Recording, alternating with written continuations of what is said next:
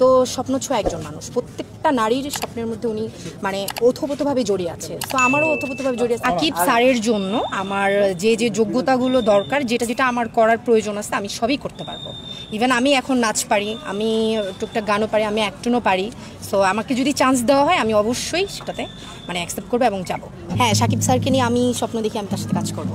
তার আপু তোমার স্বপ্ন তুমিই রাখো, তুমি রাখো, আমাদেরকে বলার কোনো প্রয়োজন নাই। পাগল সাগর সব দেখা থেকে আর কি বল, হিরোইন হব এবং তার সাথে কাজ করব এবং ভালো ভালো কিছু কাজ করব, যেটা আসলে দর্শকদের প্রিয় মানে হতে পারে এরকম কিছু, মানে স্ক্যান্ডাল কোনো কিছু হইতে চাই না। এটা সাকিব স্যারের যে মানে আমি বউ হব এরকম স্বপ্ন আমি দেখিনি, কারণ এটা পুরোটাই এক্সট্রা ব্যক্তিগত একটা বিষয়।